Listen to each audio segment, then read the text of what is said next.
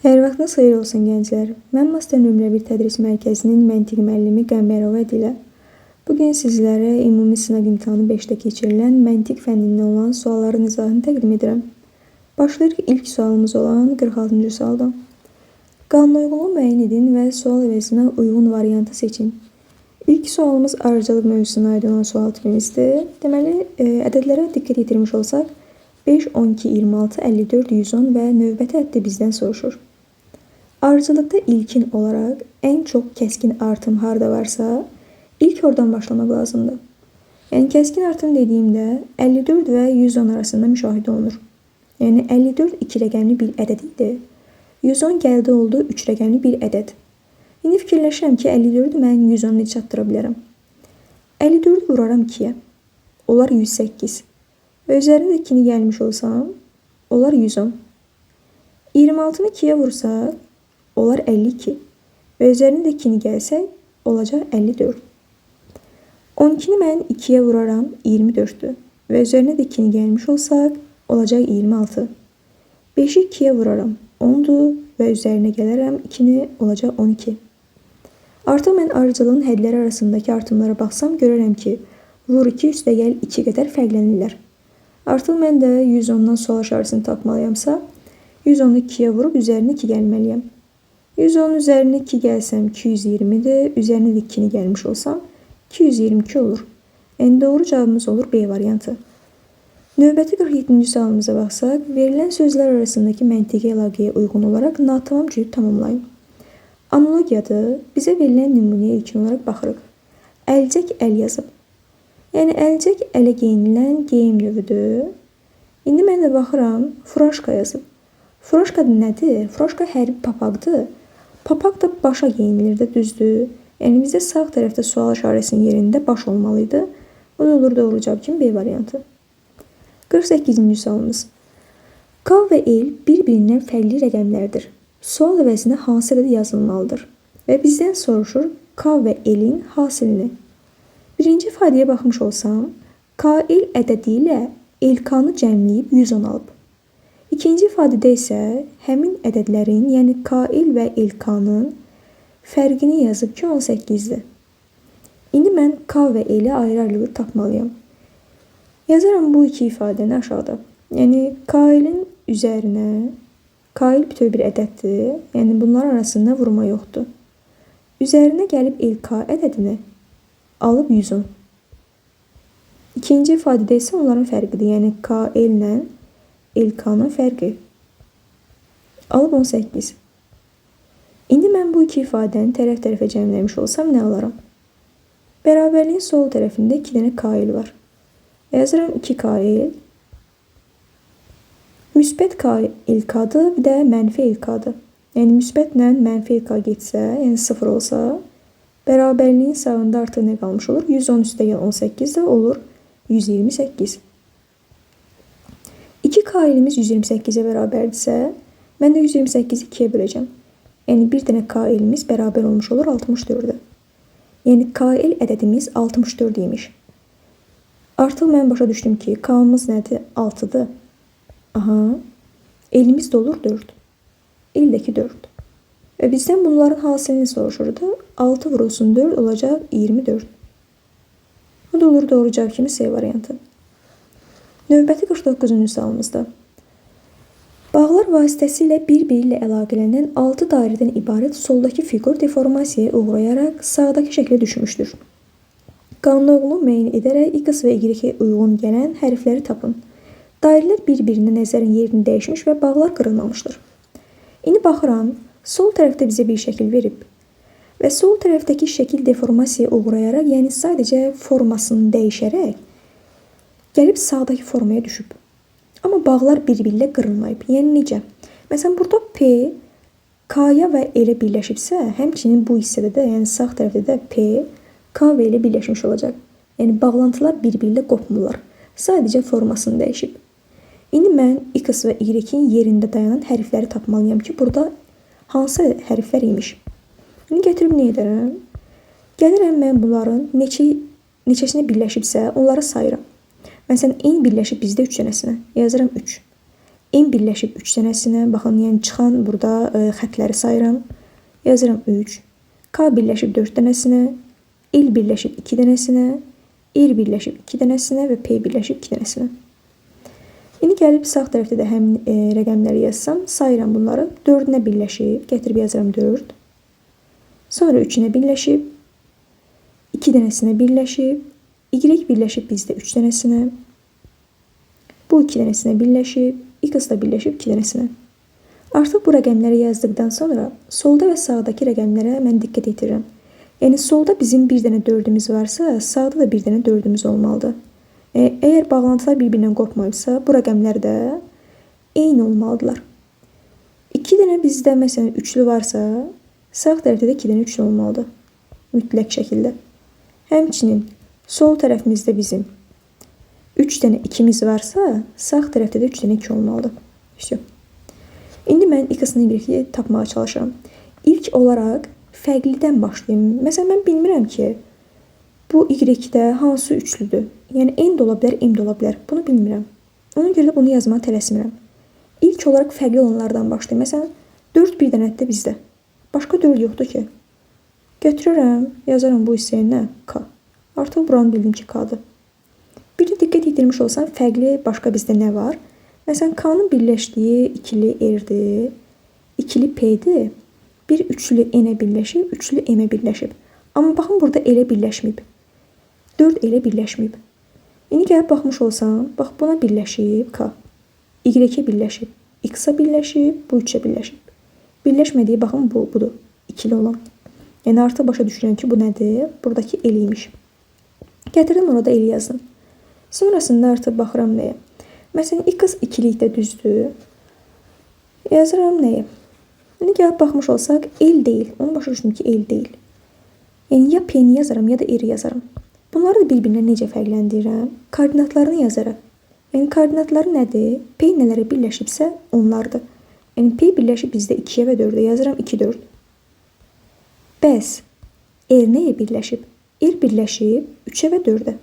Baxın, buradan 3-ə birləşib, buradan isə 4-ə birləşib. Yazıram 3 və 4. Artıq baxın, R-lə mən P-ni bir-birinə fərqləndirə bildim. Birində 2, 4 yazmışam, birində isə 3, 4 yazmışam. İndi gəlim X-a baxım görüm. Bu neçəyə birləşib? Birləşib 2-yə və 4-ə. Yəni X bizdə 2 və 4-dür.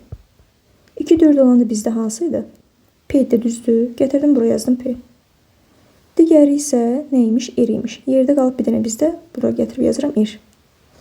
Sonrasında artıq mən tapdım ki, X P-dirsə, artıq mən Y variantını götürə bilmərəm. Çünki burada M yazıb. C variantını götürə bilmərəm. Burada R yazıb. Bu da getdi. Artıq baxıram nəyə? Y-ə. Mən Y tapmaq istəyirəm. Y də bizdə nədir? Üçlüdür. Y əgər üçlüdürsə, məsələn, deyək ki, hansı variantları çıxa bilərik biz burada? Məsələn, baxın B variantında R yazıb bura. R bizdə ikili idi, axı üçlü deyildi. Mənə üçlü olan lazımdır. B variantı da getdi. Qaldı A və D variantlarımız. İndi baxsam, burada bizdə üçlü olanlarda N və M-dir. Yəni, bilmirəm ki, mən burada Y-in yerinə N yazım, yoxsa M yazım. Ona görə də bir-birinə fərqləndirmək üçün nəyə baxmalıyam? Məsələn, koordinatlarını gətirim yazım. Baxım, görün, koordinatlarla fərqləndirmi, yoxsa yox. Koordinatlarını yazsam 2-yə birləşib, 3-ə və 4-ə. Yazıram 2, 3, 4. M də həmçinin bizdə birləşib 2-yə, 3-ə və 4-ə. Yəni, koordinatlarla bunları fərqləndirə bilmirəm. Amma fərqləndirə biləcəyim bir hissə bilirsiniz nədir? Baxın, burada M elə birləşib. Düzdür? Və elə mən yazmışam axı. N isə elə birləşməyib. Yəni, onun birləşdiyi R-dir. İndi baxaram, Y bizdə, baxın, elə birləşib. Elə birləşən üçlü də M-dir, düzdür? Deməli, Y-in yerində nə olmalıdır? M olmalıdır. Gətirirəm, artıq bildim ki, X P-dir. Y-imiz isə nəymiş? M-imiş. O da doğru cavab kiminə? D variantı. P və M. Sonra baxıram 50-ci sualımıza. 50-ci sualımızda qanuna uyğun müəyyən edin və sual əvəzinə uyğun variantı seçin. Aşkar operatordur və 2 dənə fərqli operator görürəm. Birinci ifadədə dairə operatorudur. İkinci ifadədə isə üçbucaq operatorudur. Və bizdən soruşulana baxıram. Birinci mötərizənin daxilində 6 üçbucaq operator 10, ikinci mötərizənin daxilində isə 10 üçbucaq operator 2-dir.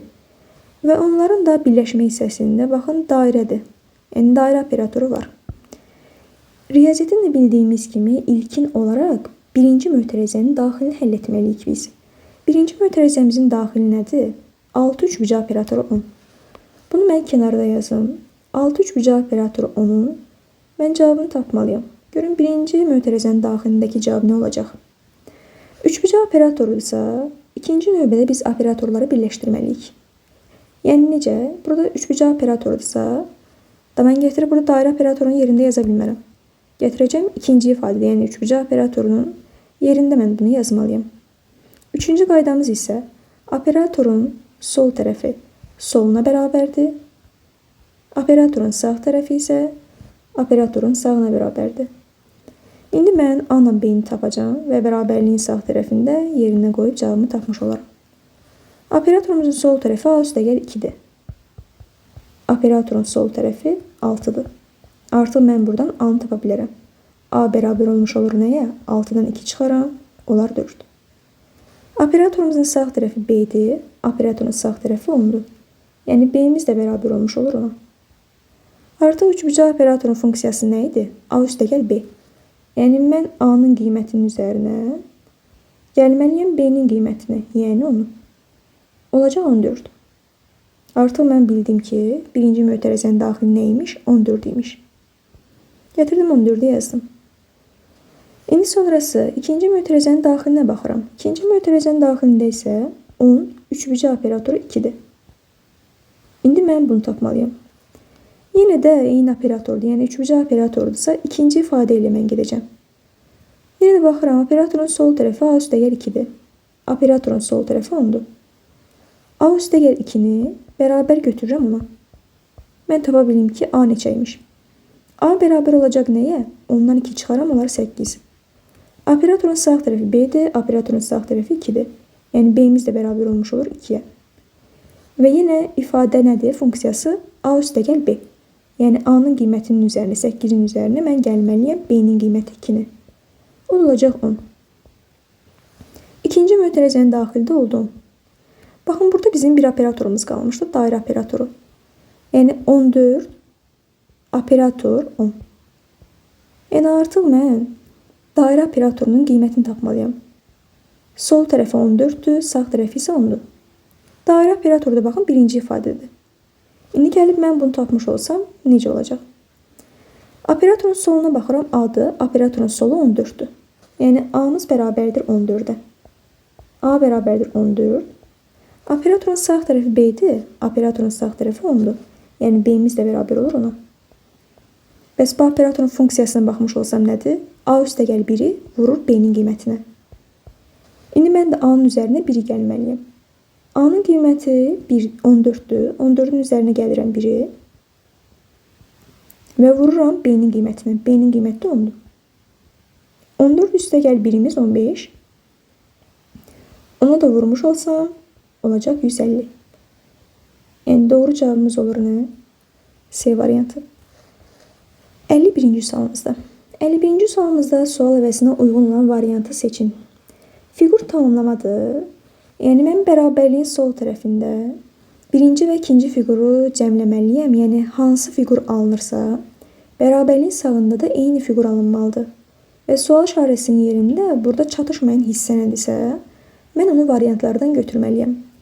Ya birinci şəkli ikincinin üzərinə çəkərəm, ya da ikincini birincinin üzərinə çəkərəm. Məsələn, çəkmiş olsaq, ikincini gəlin birincinin üzərinə çəkək. Bu düz xətti mən bura çəkməliyəm. Düz xətti çəkdim. Sonra üfüqü düz xətti də çəkməliyəmsə, üfüqü düz xətti çəkdim. Sonra baxın, burada yarımçıq bir xətt var. Bu yarım xətti də çəkdim. Bir də baxın, bu aşağı hissədə də yarım bir xətt var. Bunu da gətirdim, çəkdim. Artıq ikinci hissələ bizim işimiz bitdi. Yəni ikinci şəkillə işimiz bitdi. Bu şəkil bərabərliyin sağında da olmalıdır. Hansı hissələr çatışmır? Məsələn, baxıram, üfüqi xətt burada varsa, sol tərəfdə, sağ tərəfdə də olmalıdır. Bu xətt burada varsa, sağ tərəfdə də olmalıdır.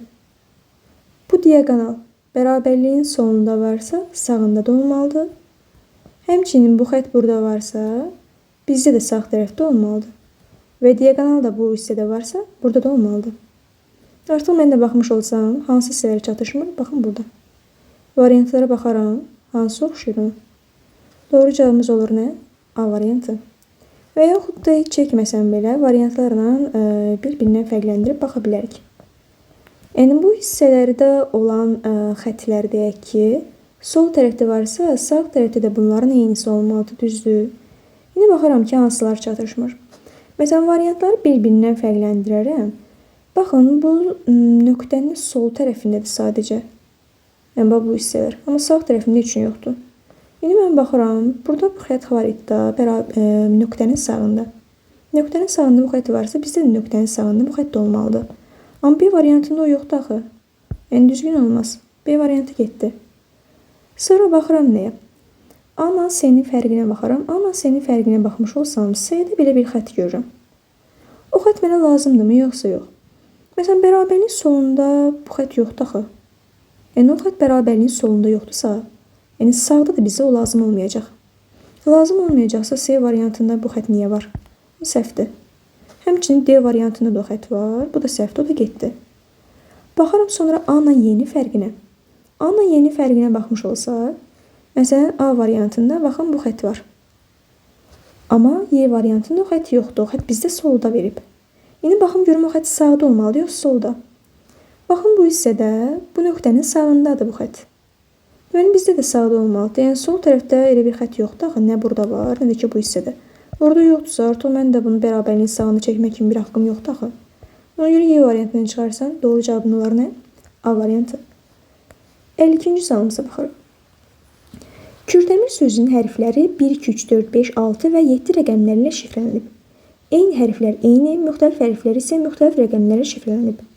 Kürdəmir sözünün şifrələndiyi ədədin tək ədəd olduğunu və 3-ə qalıqsız bölündüyünü bilərək ir hərfinin şifrələndiyi rəqəmi tapın.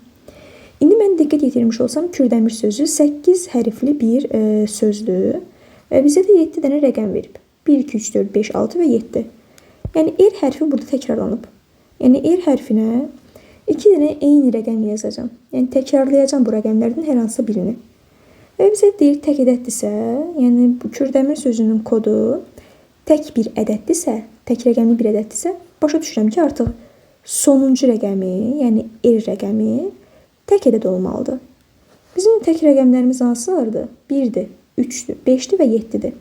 Yəni, bizdə R 3-ü, 1-i, 5-i və 7-ni ala bilər. Və bir də nə deyir? 3-ə qalıqsız bölünür həmin ədəd. 3-ə bölünmə əlaməti bilirsiniz nədir? Ədədin 3-ə bölünməsi üçün həmin ədədin rəqəmlər cəmi 3-ə bölünməlidir. Yəni, rəqəmlər cəmi 3-ə bölünən ədəd 3-ə də tam bölünür. Məsələn, deyək ki, 27 ədədidir. 27 3-ə tam bölünür də düzdür. 2 və 7-nin sənin rəqəmlər cəminə baxmış olsan 9-dur. Yəni, 27-nin rəqəmlər cəmi 9-dur. 3-ə tam bölünürsə, demək ki, 27 ədədinin özü də 3-ə tam bölünəcək. İndi mən baxmış olsam nəyə? Məsələn, bilirəm ki, artıq 1, 2, 3, 4, 5, 6, 7 rəqəmlərin hamısını bu hissədə istifadə etməliyəm. Və bir dənəsi isə 2 dəfə təkrarlanacaq. Niyə görə? Çünki R-lər 2 dəfə təkrar olunub. İndi gəlib mən bunların cəmləmiş olsam hər birini. Görüm neçə olur bunların cəmləri. 1 üstəgəl 2, 3-dür. Üstəgəl 3, 6, üstəgəl 4, 10. Üstəgəl 5, 15, üstəgəl 6, 21, üstəgəl 7 olur 28. Yəni 1, 2, 3, 4, 5, 6, 7 rəqəmlərinin cəmi olur 28. Dediyim kimi, R bizdə 2 dənədir deyə. Buradakı rəqəmlərdən, yəni baxın, 1, 3, 5, 7 rəqəmlərindən bir dənəsi 2 dəfə təkrar olunacaq. Yəni mən ya 1-i, ya 3-ü, ya 5-i, ya 7-ni R-ə yazmalıyam. İndi mən fikirləşirəm ki, məsələn 1 yazsam bunun üzərinə. Görün bu 3-ə tam bölünürsə, artıq başa düşürəm ki, R-in şifrələndiyi rəqəm 1-dir. 28-in üzərinə 1 gəlirəm 29-dur. 29 bizdə 3-ə tam bölünmür axı düzdür. Demək ki, R 1 qiymətini ala bilməz. 28-in üzərinə 3 gəlirəm. Olur 31. 31 də ki, tam bölünmədiyinə görə artıq başa düşürəm ki, 3 ola bilməz. 28-in üzərinə 5 gəlsəm, 33-dür. Baxın, 33 3-ə tam bölünür. Artıq başa düşürəm ki, R nə olar? R 5 ola bilər. Bir dənə 7-ni də yoxlayaq. 28-in üzərinə mən 7-ni gəlmiş olsam, olar 35. 35-imiz də bizim 3-ə bölünmür. Artıq başa düşürəm ki, 7 də ola bilməz. Artıq cavabımız nə olacaq? Doğru cavab kimi 5, yəni B variantı. Sonrasında gəl baxıram 53-cü suala. Mətnin məntiqi təhlili. K, L və M adlı 3 dost təyyarə, vertolyot və raket maketləri hazırladılar. Kim hansı maketi hazırlayıb sualını onlar belə cavab verdilər. Birinci şəxs deyir ki, K təyyarə maketi hazırlayıb. İkinci şəxs deyir ki, L təyyarə maketi hazırlamayıb. M də deyir ki, üçüncü şəxs M raket deyir hazırlamayıb. Verilən cavablardan deyir yalnız biri doğru olarsa aşağıdakilərdən hansı doğrudur? Baxın, əgər biri doğru, iki dənəsi yanlış olursa, yəni bir doğru, iki yanlış olursa, iki yanlış. İki eyni şey haqqında danışan insanlar həmişə yalan danışırlar. Yəni eyni şey haqqında dediyim, baxın, təyyarə haqqında danışır. Birinci şəxs də, ikinci şəxs də təyyarə haqqında danışırlar. Eyni şey haqqında danışanlar həmişə yalan danışırlar. Yəni 1 ilə 2-nin dediyi mülasibələr səhv olacaq, yalan olacaq. Üçüncü isə doğru olmuş olur. 2 yalan, 1 doğru. İndi mən baxıram ki, necədir? Məsələn, baxın, deyir ki, L təyyarə məkədə hazırlamayıb. Bu yalan danışır axı. Demək ki, nədir? L elə təyyarə məkədə hazırlayıb. Buraya yazıram təyyarə. Aha. Sonra, üçüncü şəxs doğru danışır axı. Deyir, M raket hazırlamayıb. M şəxsi təyyarə hazırlaya bilməz. Çünki təyyarəni L hazırlayıb. M şəxsi raket də hazırlamayıbsa, M-ə bəs nə qalır? Vertolyot qalır, düzdür? Artıq başa düşürəm ki, M nə hazırlayıb? Vertolyot. Aha. Bir dənə qaldı K. Artıq təyyarəni vertolyotu yazmışamsa, K-nın da payına qalır raket. İndi bizdən nəyi soruşur? Deyir, verilən cavablardan yalnız biri doğru olarsa, aşağıdakilərdən hansı doğrudur? A variantına baxıram, deyir, K raket hazırlayıb. Həqiqətən də bizdə K raket hazırlayıb, düzdür? Ona görə doğru cavabımız nə olur? A variantı olur. B-də deyir, L təyyarə hazırlamayıb.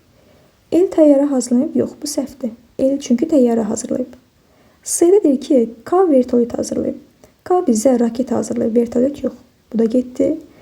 M təyyarə hazırlayıb. M vertolyot hazırlayıb, bu da səhvdir. D variantı da getdi. Y-də deyir ki, L vertolyot hazırlayıb. L bizə təyyarə hazırlayıb. Ona görə Y variantı səhvdir. Yəni doğru cavabımız olur A variantı. 54-cü sualımızda. Deyir, 1 nömrəli dişli çarx 10 dövr etdiyi zaman 5 nömrəli dişli çarx neçə dövr edir? Baxın, 1 nömrəli dişli çarx hərəkət etdiyi zaman digərləri də hərəkət edir. Çünki yəni baxın, bu hissə aşağı doğru hərəkət edirsə, artıq bunda tərpədir. Yəni bu hissədə, baxın, bu hissəyə doğru, sol tərəfə doğru, sağ dəqrəmin əksi istiqamətində hərəkət etmiş olur. Yəni ümumilikdə birinci çarx dövr edəndə 2-də, 3-də, 4-də, 5-də dövr etmiş olur. Bir də burada dişlərin sayına baxmış olsaq, görərik ki, bunun neçə dənədir? 1, 2, 3, 4, 5, 6, 7, 8, 9. Yəni 9 dənə bunun hissəsi var. 5 nömrəli dişli çarxın isə 5 dənədir. Yəni mən ümumilikdə baxmış olsam, yəni bu tam dövr vurana qədər, məsələn, baxın 9 dənə deyil, bu yenidən eyni yerə gələnə qədər 9 dənə hissə getmiş olur da, düzdür? 9 hissə. Yəni 9 dənə diş burada yerini dəyişmiş olur bu hissəyə gələnə qədər.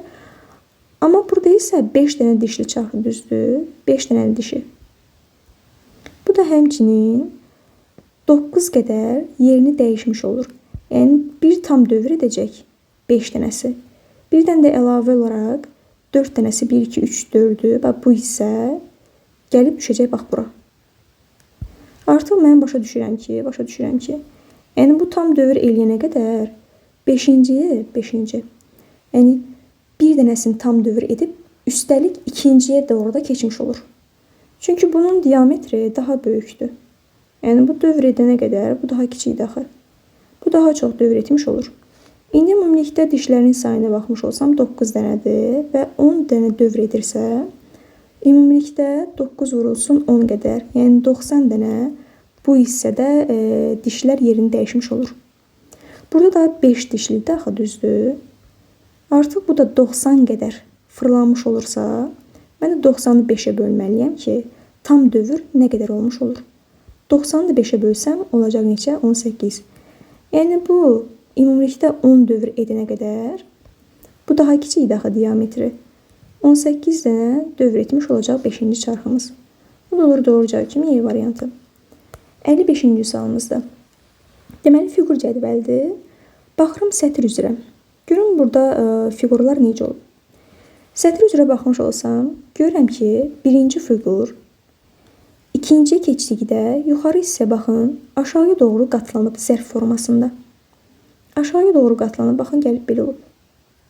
2-dən 3-ə keçdikdə isə sağ tərəfdəki hissə, baxın, bu üçbucaq olan, mərkəzə doğru qatlanıb. Gəlib düşüb, bax, bura. Həmçinin ikinci hissədə də 1-dən 2-yə keçdikdə yuxarıdakı aşağıya doğru qatlanıb, mərkəzə doğru. Sağ tərəfdəkində həmçinin mərkəzə doğru qatlamışıq. Və hissələr də, baxın, rənglər dəyişmir. Bax, burada deyildi üçbucaq. Sol tərəfə doğru qatlasaq, yəni mərkəzə doğru qatlasaq, gəlib bu hissəyə düşmüş olacaq. Yəni ki, vəziyyətin dəyişmir. İndi gəlib mən baxıram bizdən soruşulan sual işarəsinə. Artıq bildim ki, 1-dən 2-yə keçəndə nə edir? Yuxarıdakını aşağıya doğru qatlayır. Qatladı, gəldi, aldı bunu. İndi bəs 2-dən 3-ə keçən nə edirdi? Sağ tərəfdəkini, sadəcə sağ tərəfdəkini mərkəzə doğru qatlayır. Yəni sol tərəfə doğru qatlamış olacaq. Sol tərəfə doğru qatlamış olacaqsa, bizdə, baxın, bu üçbucaq yuxarıda etdi, düzdür? Baxın, buradadır. Sol tərəfə doğru mən qatlayacamsa, gəlib hara düşməlidir? Baxın, bu hissəyə doğru düşəcək. Baxın, belə. Belə gəlib olacaqsa, bu da hansı variantı oxşur? Bu olacaq doğrucaq kimi E variantı. Yəni, biraz oxşur A variantı, amma A variantında üçbucağın forması düzgün verilməyib, aşağıdır. Amma əslində bizdə necə olmalıdır? Yuxarı hissəyə doğru baxmalıdır. Ona görə doğru cavabımız olur E variantı. Sonra baxıram 56-cı sualımıza. 56-cı sualımızda verilən sözlər cütünə analoji əlaqə ilə olan natamam cütü tamamlayın. Yine analogiyadır. Prizma çoxbucaqlı və sual işarəsi dairə. Bu iki söz arasında mən nə başa düşürəm? Prizma çoxbucaqlı. Prizmanın oturacağı çoxbucaqlı formasında olur. Yəni necə? Məsələn, deyək ki, belə bir prizma verilib bizə. Baxın, belə bir prizmadır. Oturacağına baxmış olsaq biz bunun. Oturacağı nə formasındadır? Üçbucaq formasındadır. Düzdür. Və yaxud da deyək ki, belə bir prizma çəkək. Bunun da oturacağı olacaq kvadrat formasında. Yəni, ümumilikdə çoxbucaqlı deyirik də biz bunlara, düzdür. Yəni, müxtəlif formada ola bilər. Ola bilər ki, oturacağı 5bucaqlı olsun, ola bilər 6bucaqlı olsun. Yəni, prizmanın oturacağı çoxbucaqlı formasında olur. Bəs nəyin oturacağı dairə formasında olar? Silindrin oturacağı bizdə dairə formasındadır. Silindirdə baxın belədir də, düzdür. Baxın, dairədir. Budur. Və oturacağı da bu formada olmuş olacaq.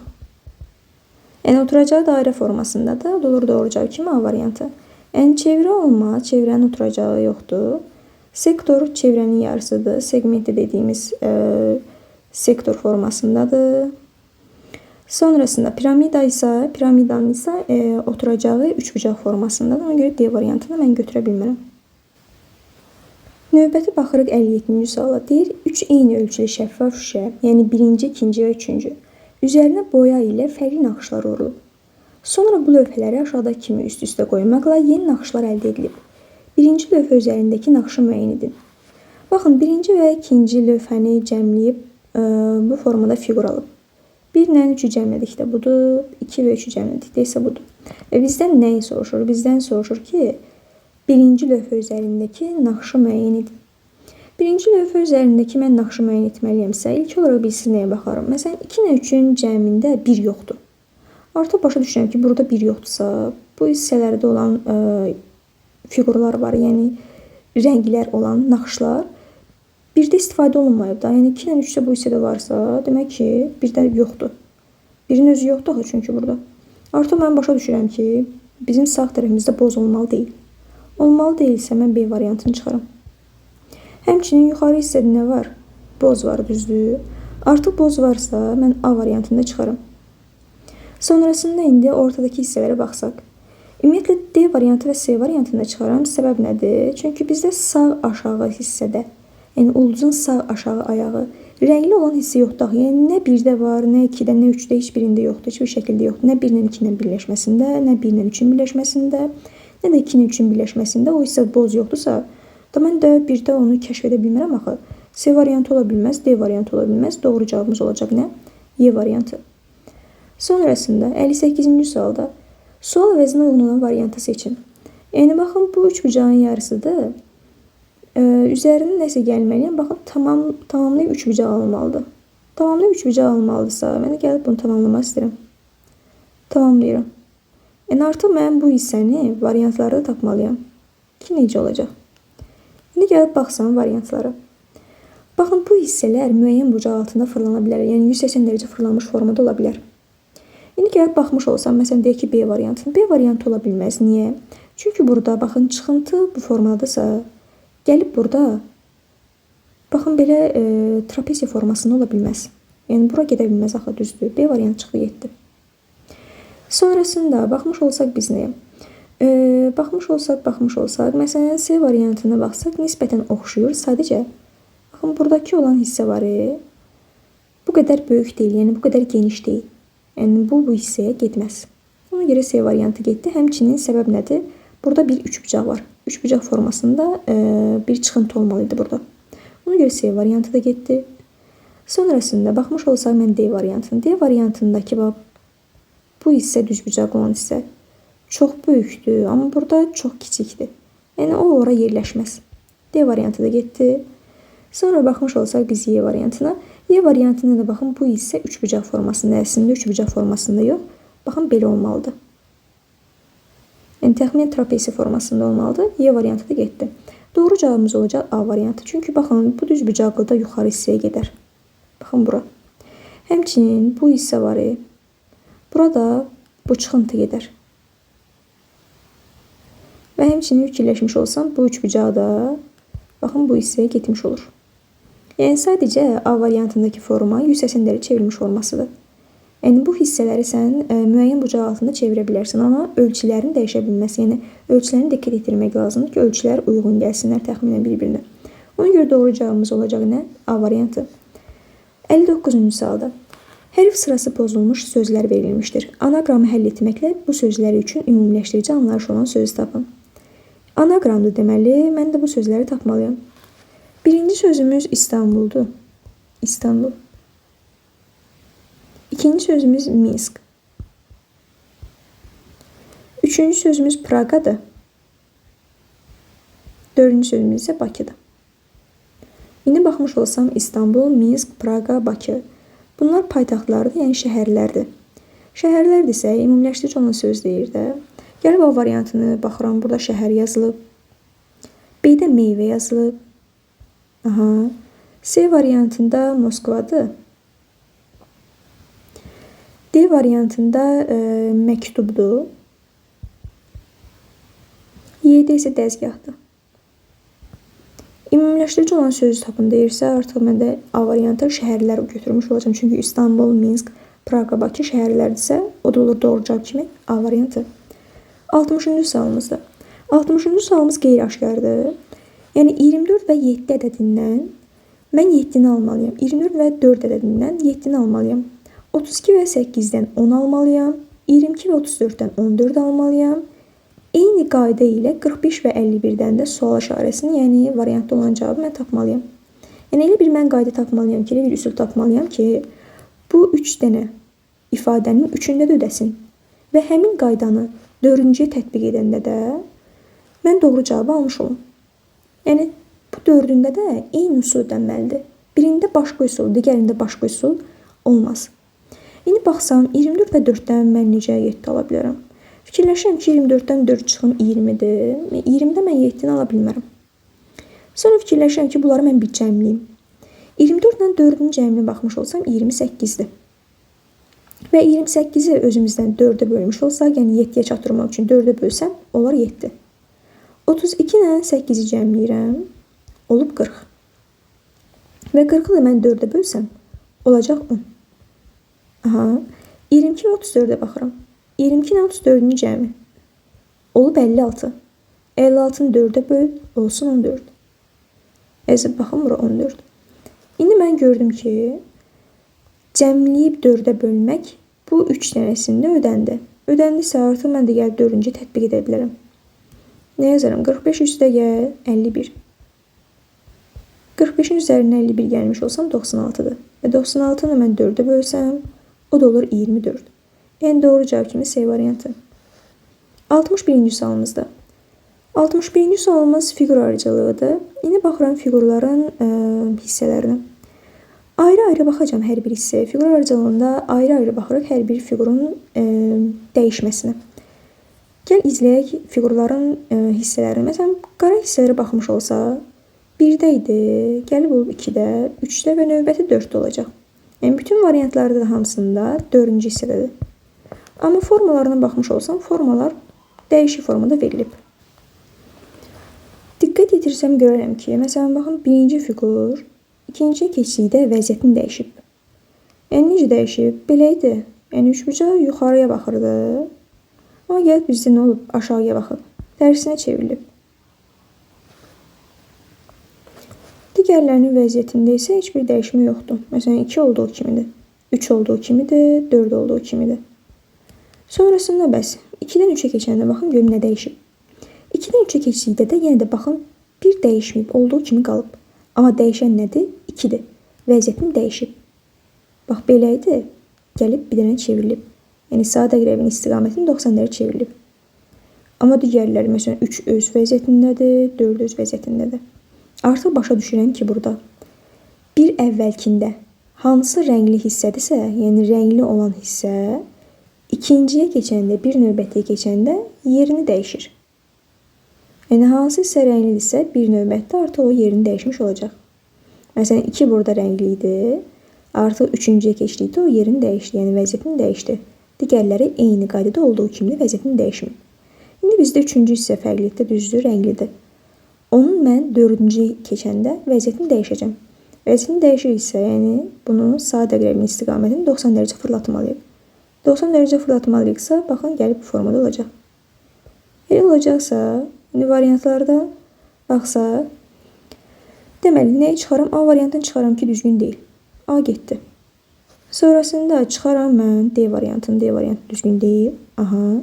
Çıxaram mən Y variantını, Y variantı da formada deyil. Bu da getdi. Qaldı B variantı və C variantı. Və dediyim kimi, sadəcə rəngli olan digərinin növbəti keçəndə vəziyyətini dəyişir, amma digərləri isə vəziyyətini dəyişmirlər.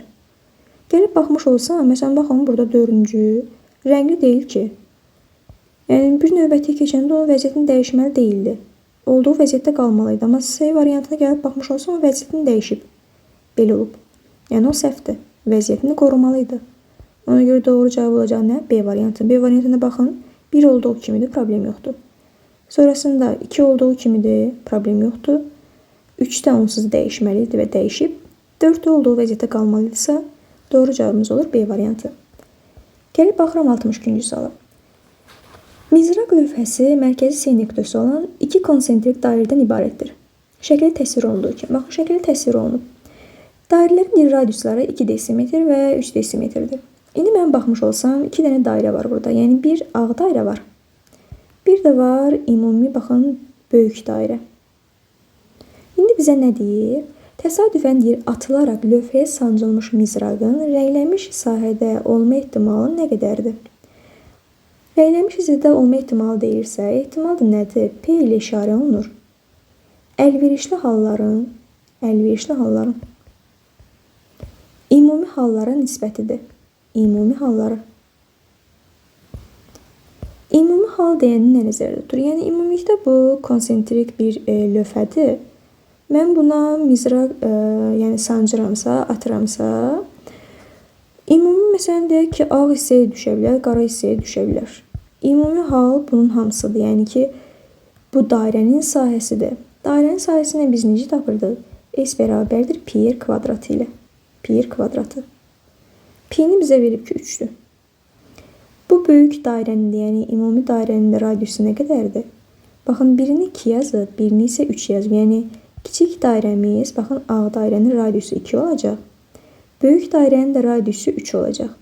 Yəni, baxın, bu ümumilikdə 3 olmalıdırsa, indi baxıram, baxın, bu hissə, yəni ki, qara hissəmiz də 1 olmalıdır.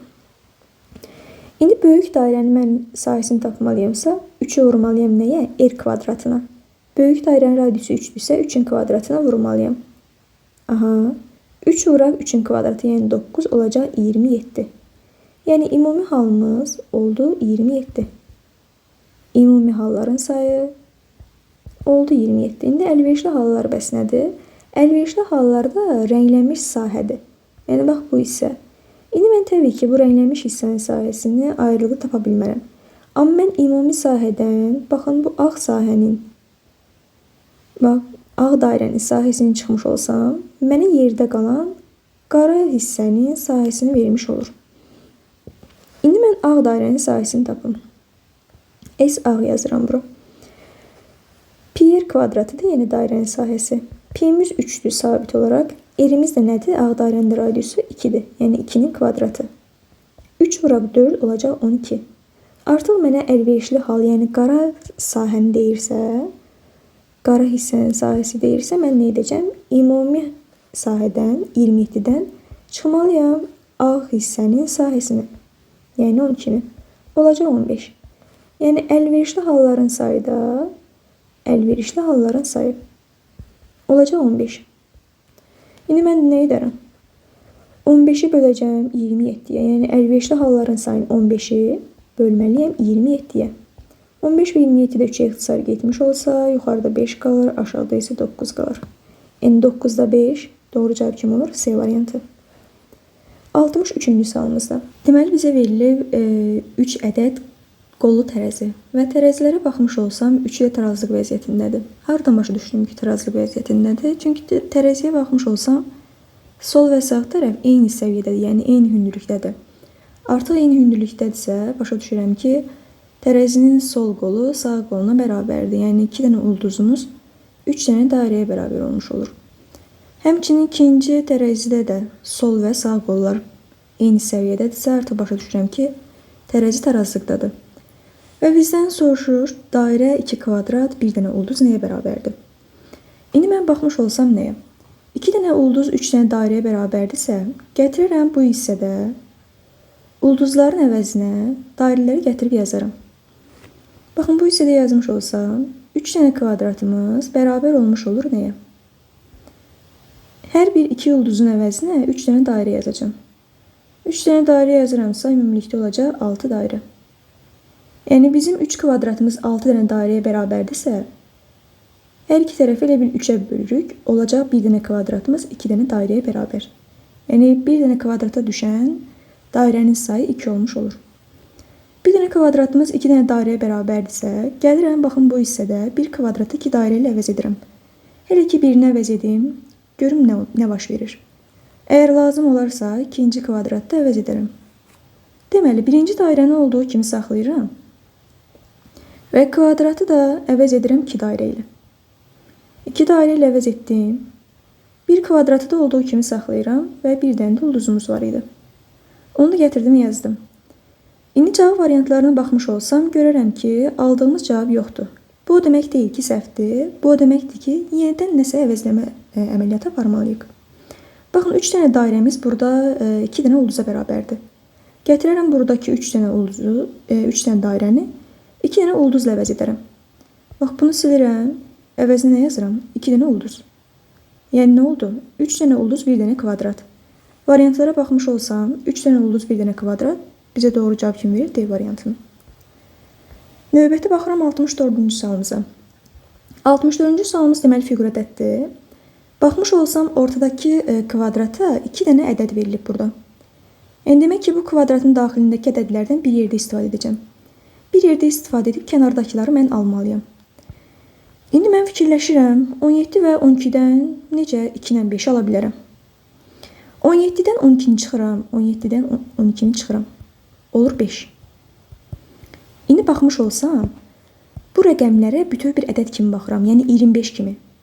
Yəni 17-dən sən 12-ni çıxıb kvadrata yüksəldmiş olsan, alarsan 25-i. İndi yoxlayıram digərində. 46 ilə 42-nin fərqinə baxıram. 46-dan çıxacam 42-ni. Və kvadrata yüksəldim, görüm nə alıram. 46-dan 42 çıxsam 4-dür və 4-ün kvadratı olur 16. Baxın, 16-nı belə yazın. İndi baxmış olsaq bizdən soruşulanı. 83 və 76-dır. 83 ilə 76-nın fərqi olacaq 7. Və 7-nin kvadratı da neçə olur? 49. Baxın 4'ü burada yazıb, 9'du bizdə sual işarəsinin yerində yazmalıyıq. O da olacaq doğru cavab kimi E variantı. Növbəti baxıram 65-ci suala.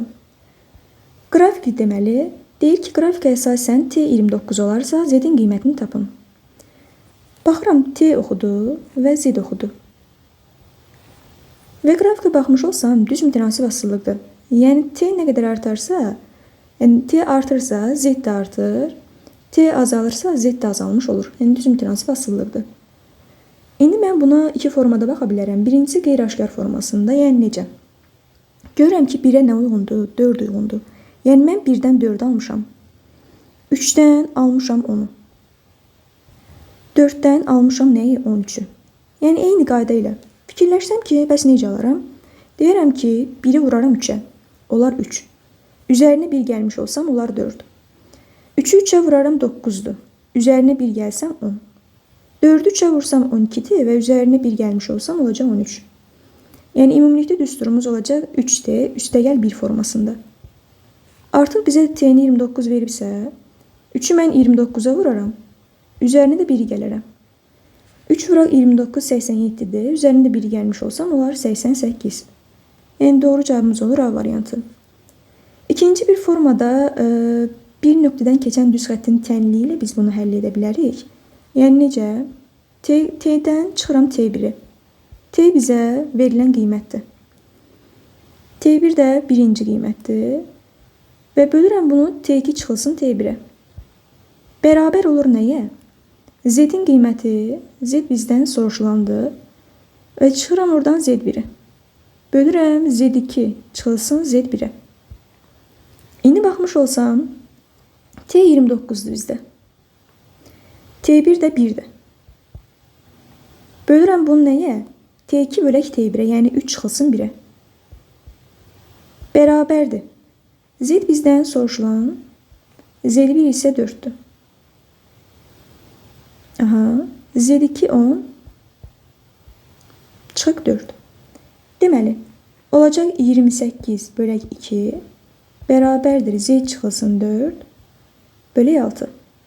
Çarpaq şəkildə vurmuş olsaq 28 vurulsun 6 bərabərdir. 2 vurulsun Z çıxılsın 4. 2 ilə bu 6-nı ixtisar aparmış olsaq 3 qalır. 28 də biz 3-ə vurmuş olsaq olacaq 84. Bərabərdir Z çıxılsın 4. Yəni mənfi 4-ü sola atmış olsaq Z niyə bərabər olmuş olur? 84 üstəgəl 4-ü, yəni 88-ə. Yenə də eyni cavabı almış oluruq. Növbəti baxıram 66-cı sualımıza. 66-cı sualımız deməli xəyali kəsiklərdir. Bir dənə vərəq götürüb və vərəqi qatlayıb. Qatladıqdan sonra isə burada müəyyən kəsiklər əmələ gətirib. Və indi bizdən soruşur ki, bu vərəqi açdıqdan sonra şəkil hansı formaya düşər? İndi baxıram, altıbucağı formasında vərəqdir və bu vərəqi biz soldan sağa doğru qatlamışıq. Sonrasında isə bu vərəqi yuxarıdan aşağıya doğru qatlamışıq. Və qatladıqdan sonra burada müəyyən kəsiklər əmələ gətirmişik. İndi mən bu vərəqi necə qatlamışamsa, onun əksi istiqamətində də bunu açmalıyam. Yəni ən sonda yuxarıdan aşağıya doğru qatlamışamsa, indi mən bunu aşağıdan yuxarıya doğru açmalıyam. Və açdıqda çalışmalıyam ki, bunlarda güzgə əksləri ödənsin. Elə gəlin, məsələn, variantlara baxmış olsam, məsələn, A variantına bir dənə baxın. A variantında bizdə bu rombu necə verib? Şaquli vəziyyətdə. Əslində o şaquli vəziyyətdə olmalı deyildi. Məsələn, bunu yuxarı doğru açsam, necə gəlib düşəcək? Baxın, belədir vərəqimiz. Bu üçbucaq burada olacaq. Bir də yanındakı üçbucaq da buradadır. Və bunu mən sağdan sola doğru açmalıyamsa, gəlib baxın, necə düşəcək? Elə bir şaquli güzgüdə, bunun eynisi bizim sol tərəfimizdə də olmalıdır. Və bir də bu hissədə üçbucağın yarısı. Baxın, üçbucaq olmuş olur. İndi baxsam, B variantı o formada deyil. Lap gəlib burada qatlanma formasını çəkmiş olsam, görərəm ki, düzgün deyil. Yəni bu hissədə üçbucaq olmalıydı, B getdi. C variantında da həmçinin, baxın, bu üçbucaqlar bizdə yuxarıdadır. Əslində tam olaraq belə mərkəzdə olmalıdır, orta hissədə. Ona görə C də getdi. Sonra gəlib Y variantına baxmış olsam, Y variantında sol tərəfdə romb var, amma sağ tərəfdə yoxdur. Əslində burada olmalıydı. Ona görə Y də getdi. Doğru cavabımız olacaq nə? D variantı. D variantında heç bir problem yoxdur. Baxın, buradakı kəsidir. Yuxarıda da var və bizim sol tərəfimizdə də var. Həmçinin orta hissəsi kəsilib və sol tərəfə açmış olsaq, bu romb gəlib düzəlmiş olur üfüqi vəziyyətdə. Heç bir problem yoxdur. D variantı bizim doğru cavabımız olur. Gəlib baxıram 67-ci sualımıza. Bir mənzildə 5 ədəd xalça, 3 ədəd süfrə və 2 ədəd pərdə var. Mənzildəki xalça, süfrə və pərdələr ağ, mavi və sarı rəngdədirlər. Bu əşyalarla bağlı aşağıdakılar məlumdur. Əşyaların 4-ü ağdır, 2-si sarı və 4-ü mavi rəngdədir. İndi baxıram nəyə? Bizdə 5 dənə xalça varsa, yazıram burada xalça. Yəni 5 dənə mən burada xalça yazmalıyam. Bilmirəm ki, amma hansı rəngdədir hələ ki. 3 dənə bizdə süfrə var. 3 dənə süfrə. 2 ədəd də pərdə var. Pərdə deməli 2 dənədir. İndi baxıram, deyir xalçaların ikisi mavidir. Xalçaların ikisi mavidirsə gətirib yazıram 2 dənə mavi. Artıq mən xalçalarda 2 dənə mavi istifadə etdimsə, yerdə qaldı bizim 2 dənə mavi əşyamız. Sonra nə deyir? Süfrələrin hər biri fərqli rəngdədir. Süfrələrə diqqət yetirmiş olsam, bizdə 3 dənə süfrə var. Və 3 də fərqli rəngdə deyirsə, 3 dənə də bizim fərqli rəngimiz var da, ağdır, sarı və mavidir. Yəni deyirəm ki, süfrələrin hər biri fərqli rəngdədirsə, onda biri ağdır, biri sarıdır, biri də mavidir. Artıq başa düşdüm ki, ağın birini istifadə etdimsə, yerdə qaldı 3 dənə ağ. Sarının birini istifadə etdimsə, bir dənə sarı əşyamız qalır. Mavinin də birini istifadə etdimsə, artıq bir dənə mavi əşyamız qalmış olur yerdə. Pərdələr ağ deyil deyir. 2 dənə bizim pərdəmiz var. Əgər pərdələr ağ deyilsə, demək ki, biri sarıdır, biri də mavidir. Götürürəm birinə sarı, birinə isə mavi yazarım. Demək, biri sarı da getdi, biri mavi də getdi. Yerdə qaldı bizim 3 dənə ağımız. 3 dənə də xalça qalmış da, düzdür. Demək ki, xalçaların da 3-ü nə rəngdə olmuş olur? Ağ rəngdə olmuş olur. Və bizdən deyir aşağıdakilərdən hansı yanlışdır? A variantına deyir ki, xalçalardan biri sarıdır. Xalçalardan sarı olan yoxdur. 2 dənəsi mavidir, 3 dənəsi ağdır. Bizdən elə yanlışı soruşurdu. Yanlış olur A variantı. B variantına baxıram. Deyir süfrələrdən biri mavidir. Həqiqətən süfrələrdən biri mavidir. C-də deyir xalçaların 3-ü ağdır. Bu da düzdür. Xalçalardan həqiqətən də 3-ünü biz ağ yazmışıq. Pərdələrdən biri mavidir. Düzdür. Pərdələrdən biri sarıdır. Bu da düzdür. Doğru cavabımız olur A variantı.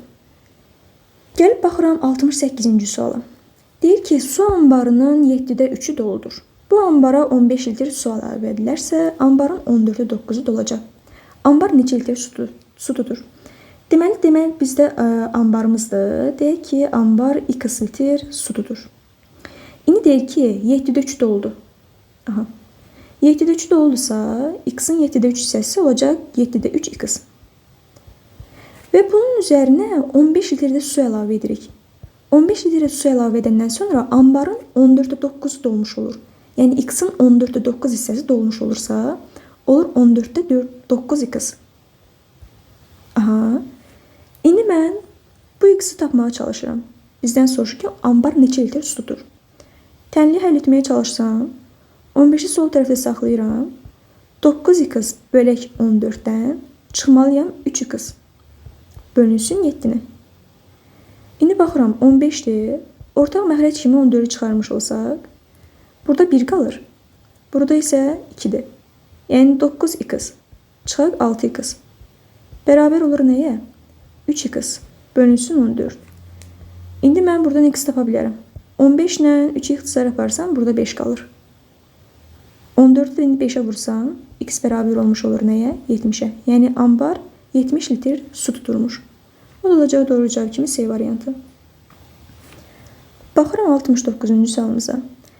K çıxılsın M böyükdür 1 olduğunu bilərək sual əvəzinə hansı ədəd yazılmalıdır? K çıxılsın M şərtini niyə böyükdür 1-dən verib? Yəni onu demək istəyir ki, K-mız M-dən böyükdür. Yəni müsbət ədəd alınır K-dan M-i çıxdıqda. Artıq mən də başa düşürəm ki, AB-ni 17-yə bölüb K alıbsa, CD-ni 17-yə bölüb M alıbsa və K-mız da M-dən böyük olarsa, mən artıq başa düşəcəm ki, AB CD-dən böyük bir ədəddir. İndi bizdən nəyi soruşur? AB ilə CD fərqini 17-yə bölüb. Baxın, hamısında bölənlər eynidir. Bölənlər eynidir və bizdən nəyi soruşur? Qalğı soruşur. Məsələn, gəlin özümüzdən bir ədəd yazaq, başa düşməyə çalışaq. Məsələn, deyək ki, 23-dür. 23-ü bölürəm mən 5-ə. Sonra bu 12-dir və 12-ni bölürəm mən 5-ə. İndi baxmış olsam nəyə? 23-ü 5-ə bölsəm, qismətdə 4 olur, qalıqda isə 3. 12-ni 5-ə bölmüş olsam, qismətdə 2 olur, qalıqda da 2 olmuş olur. İndi bizdən soruşar ki, 23-dən 12-ni çıxsaq, 23-dən 12-ni çıxsaq və bunu 5-ə bölsək, qalıqda nə alınır? İndi baxıram mən. 23-dən 12-ni çıxmış olsaq nədir? 11-dir. 11-i 5-ə bölərəm, qismətdə 2 qalır, qalıqda isə 1. İndi baxın, bizdən 23-dən 12-ni çıxmadı. Elə sən gəlib 23-ün qalığından, yəni 23-ün 5-ə bölünməsindən alınan qalıqdan 12-nin 5-ə bölünməsindən alınan qalığı çıxmış olsan, sənə həm iki qalığı verər. Yəni artıq bizdə AB-ni 17-yə bölüb qalıqda 10 alıb, CD-ni 17-yə bölüb qalıqda 13 alıbsa və bizdən AB çıxılsın CD-nin fərqindən 17-ni bölüb qalığı soruşursa, sən də nə edərsən? AB-nin qalığından, yəni 10-dan çıxarsan 13-ü. Aldın ki, -3-dür. İndi sən təbii ki, gəlib qalığı -3 deyə bilmərsən, yəni qalığımız -3 ola bilməz.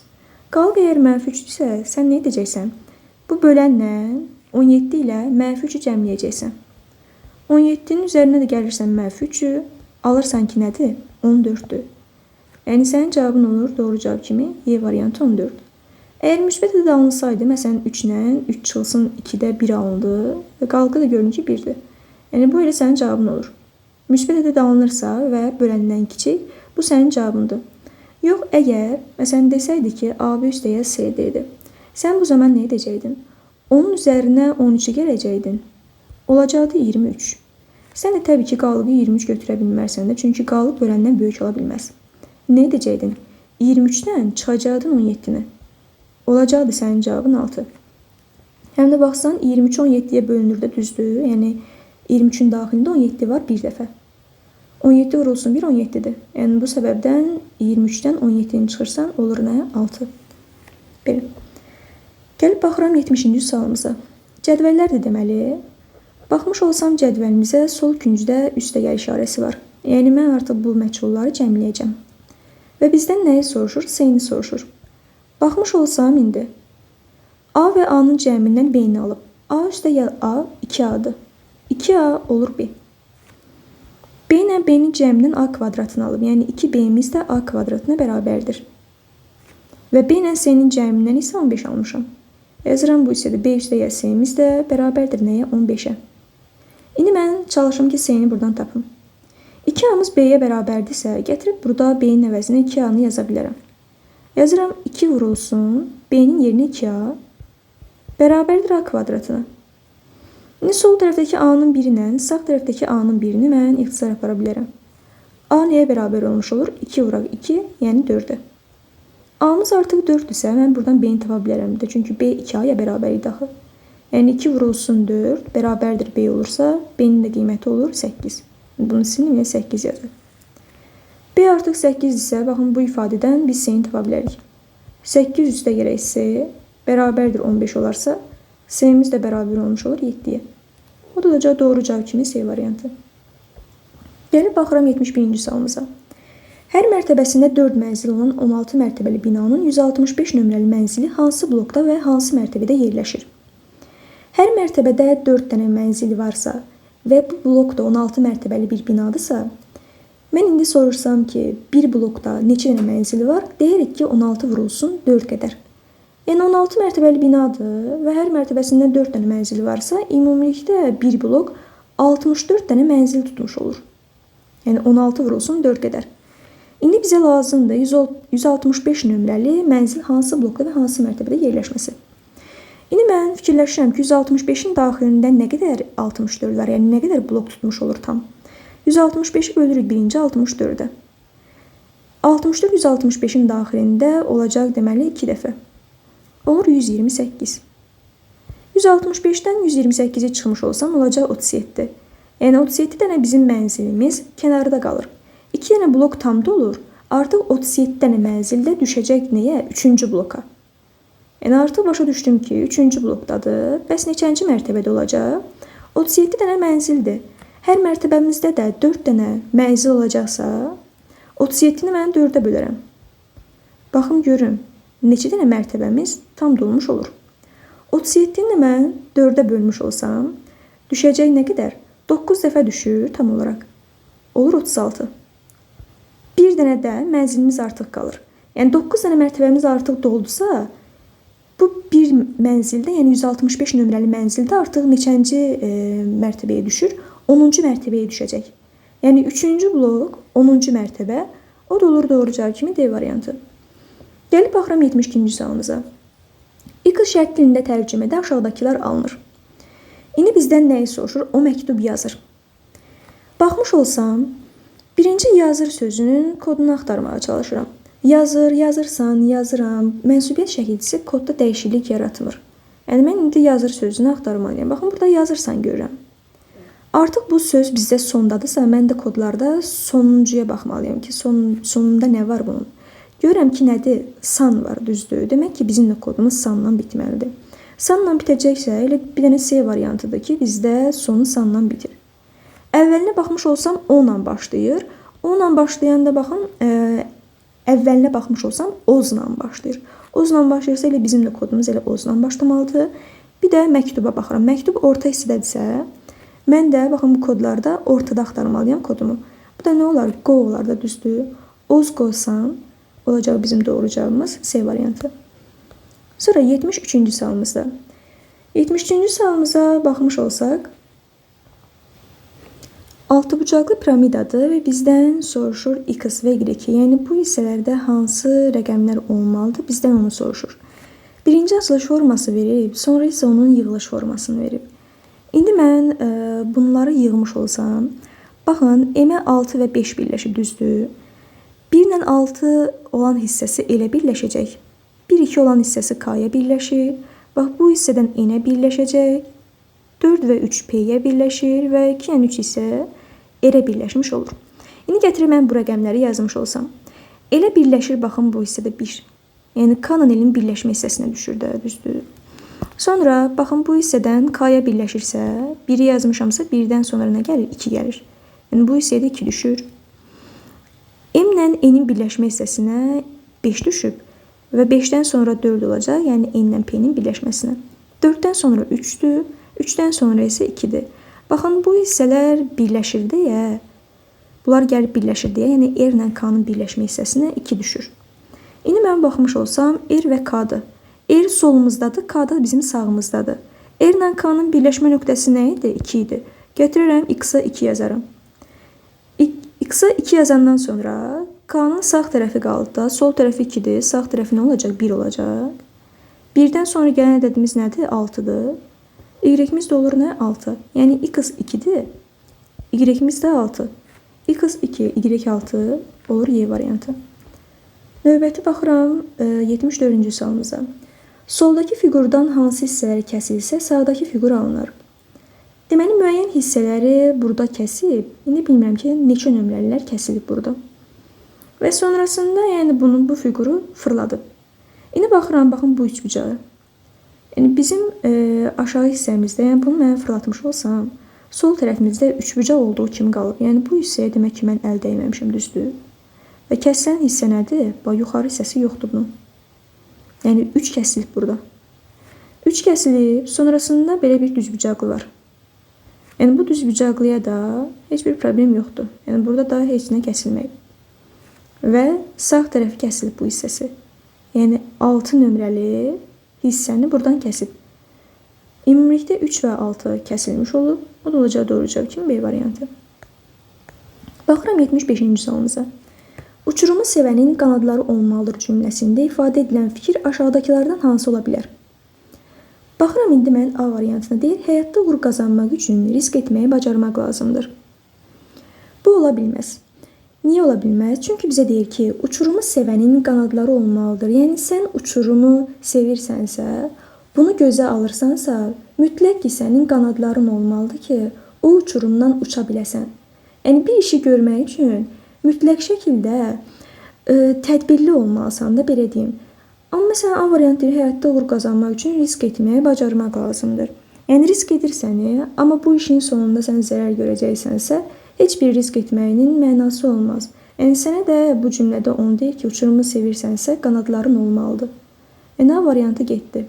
Məsələn, B variantına baxın. Deyir, təhlükəni gözə alan, risk etdiyi işdən zərər görünməsi üçün tədbirli olmalıdır. Yəni sənin doğru cavabın B variantı olacaq. Yəni sən təhlükəyə risk edirsənsə, təhlükəyə addım atırsansa, yəni bunun sonunu da fikirləşməlisən ki, sonu necə olacaq? Yəni tədbirlisənmi buna görə? Ona görə doğru cavabımız olur B variantı. C-də deyir, işə başlarkən uğursuzluğu da gözə almaq lazımdır.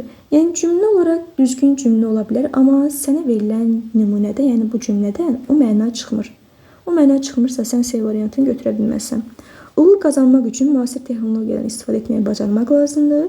Bu ümumiyyətlə dediyim kimi bizim cümləyə uyğun deyil. Əvvəlcədən nəticəsi bilinməyən risklərin aradan qaldırılması mümkün deyil. Bunu da bilmirik. Yəni sadəcə sənə deyir ki, uçurumu sevirsənsə qanadların olmalıdır ki, yəni zərər görməyəsən də. Ona görə doğru cavabımız olur B variantı. 76-cı sualımızda. 76-cı sualımızda piramida formasında sualdır. Ümumiyyətlə piramida formasında olan suallardan aşağıdakı 2 dənədən, baxın bu 2 dənədən yuxarıdakı alınır. Yuxarıdakı 3-cü. İndi mənə baxmış olsam, bəs bu necə alınır? Baxın, bu hissələri cəmləyib. Yəni bunun üzərinə, sol tərəfdəkinin üzərinə. Sağ tərəfdəki hissəni sən gəlmisən. Sağ tərəfdəkini gəlmisən, almısan nəyi? Baxın, yuxarıdakını. Yuxarıdakı formada düşür. Sonrasında məsələn yoxlayıram bu hissəni. Bu 2 dənəsindən də yuxarıdakı alınıb. İndi mən bu hissələri cəmləsəm, görüm nə alınır? Baxın, bu hissəni sol tərəfdədir, bizim sol yuxarı küncümüzdə. Gətirərəm, bu hissənin üzərini çəkərəm. Bu da hansıdır? Baxın, bu hissədir. Ki, bunu alıb. İndi bizdən sual işarəsini soruşursa, mən bu hissənə, bax, bundan və bunu cəmləməliyəm. Cəmləməliyəmsə, gətirim üzərində çəkim.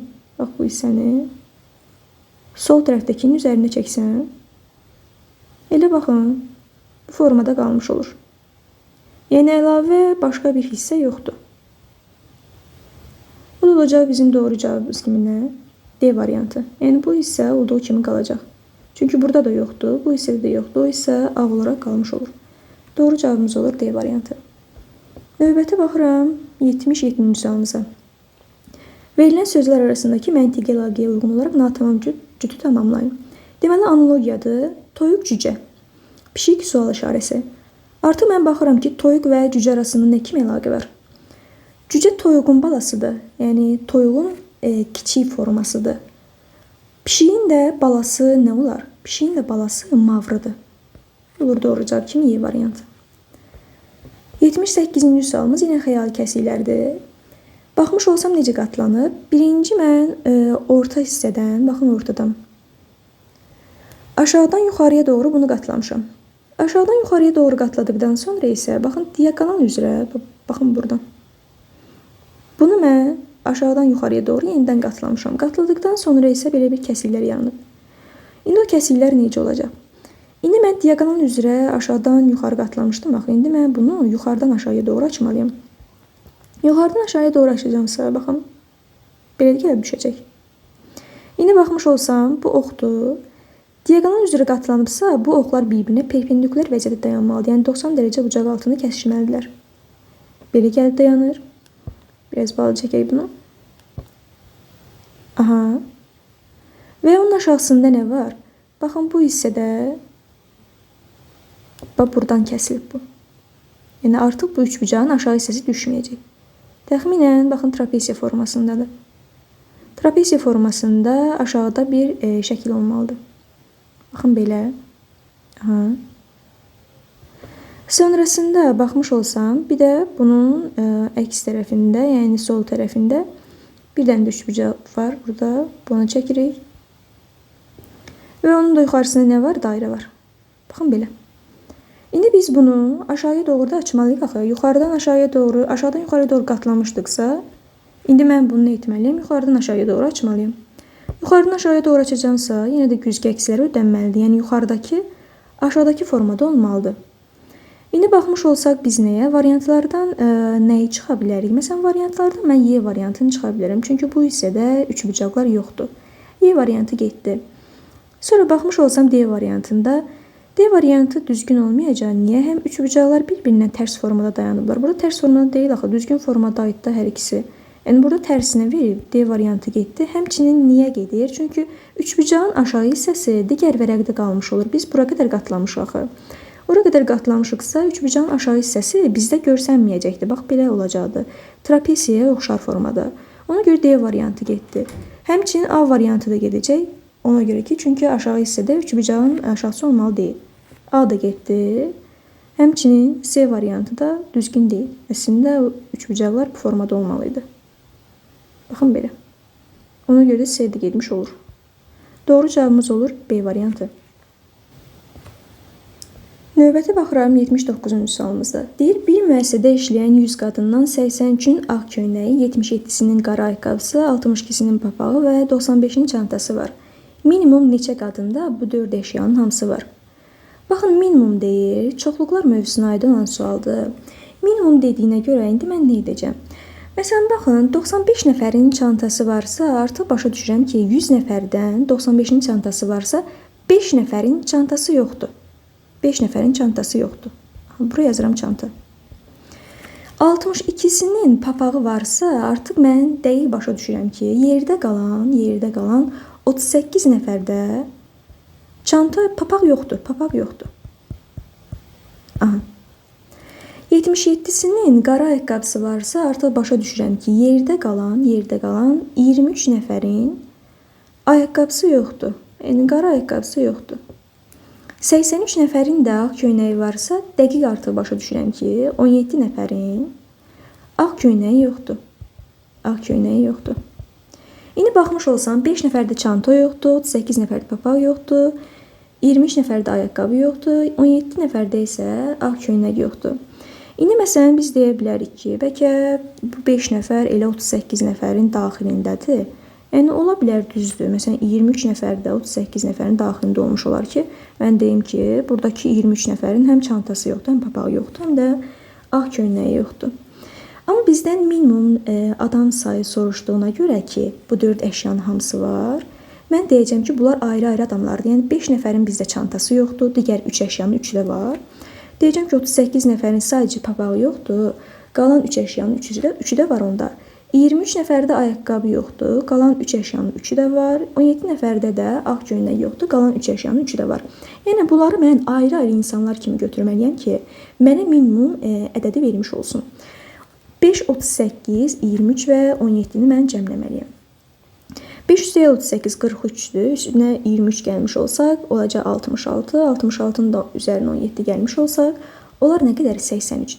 Yəni ümumilikdə deyəcəm ki, 100 nəfərdən 83-ünün hərəsində heç olmasa bir dənəsi yoxdur. Yəni hər birində bir dənə əşyanın birisi yoxdur. Ona görə də yerdə qalan, yəni 100 nəfərin 83-ündə hər hansısa bir əşya yoxdursa, yerdə qalır bizim nə qədər adamımız? 17 nəfərin hər bir əşyadan var. O olacaq doğru cavab kiminə? C variantı. İndi məsələn, dediyim kimi, əgər maksimum sorursaydı, məsələn, mən deyəcəkdim ki, bu 5 nəfər 38 nəfərin daxilindədir. Deyək ki, 5 nəfərin həm papağı yoxdur, həm çantası yoxdur. Həmçinin 23 nəfər də 38 nəfərin daxilində olacaqdı. Deyəcəyim ki, 23 nəfərin həm papağı yoxdur, həm ayaqqabısı, həm çantası yoxdur. Həm də 17 nəfər də bu hissəyə daxil etmiş olacaqdım. Yəni, ümumilikdə deyəcəkdim ki, sadəcə 38 nəfərin ya bir dənə əşyası yoxdur, 2, 3, hətta 4 əşyası olmayan da olacaqdı.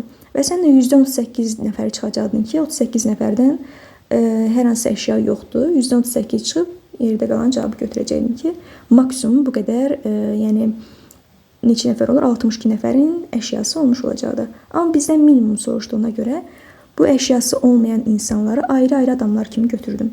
Və ayrı-ayrı adamlar kimi götürdükdə başa düşürəm ki, 83 nəfərin nə isə yoxdur. 100-dən də 83 çıxmış olsaq, o da olur doğru cavab kimi 17. Yəni C variantı. Sonra baxıram mən 80-ci sualımıza. 80-ci sualımızda sual əvəzinə hansı ədəd yazılmalıdır? Rombdur, dairə və kvadrat bir-birindən fərqli bir rəqəmin natural ədədlərdir. Deməli, bir-birindən fərqli bir rəqəmin natural ədəd deyirsə, artıq mən başa düşürəm ki, natural ədəddirsə, 0 da istifadə edə bilmərəm.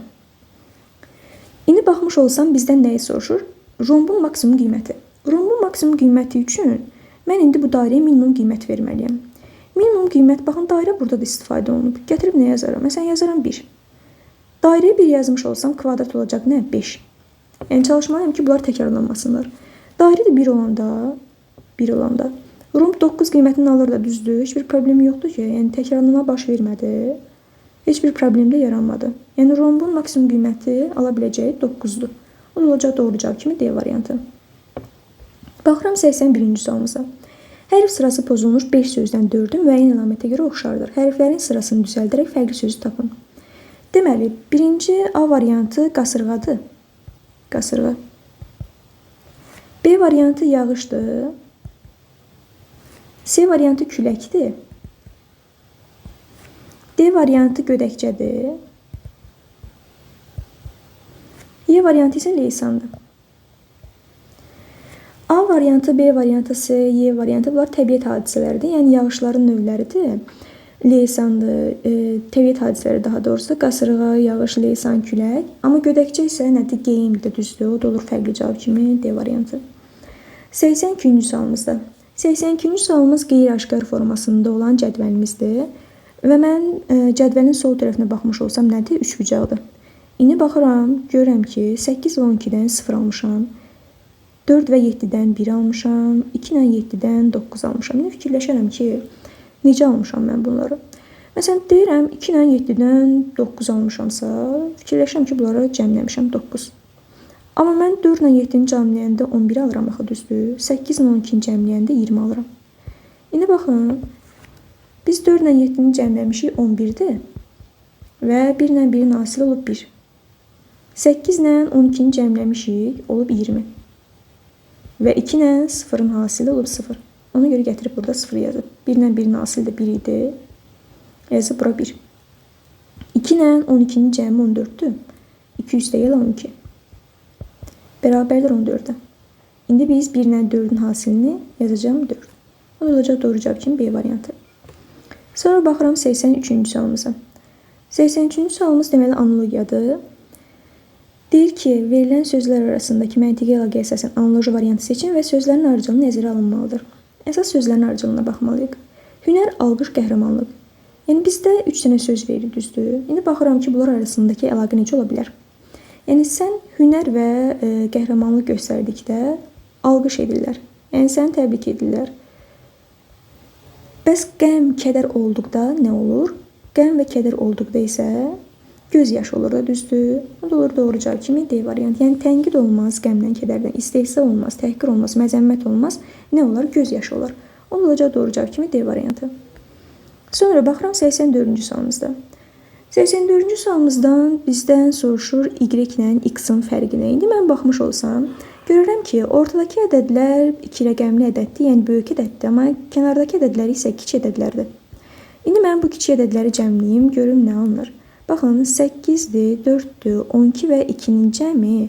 Bunlar hamısı 26-nın ətrafındadır, düzdür. Sən bunları cəmləmiş olsan, sənə 26-nı verir. 13 üstəyəl 7, 20, üstəyəl 6, 26, üstəyəl 4, 30. Yəni, kənardakilərin cəmi ortadakı ədədi verir. İndi biz də Y ilə X-i tapmalıyıq.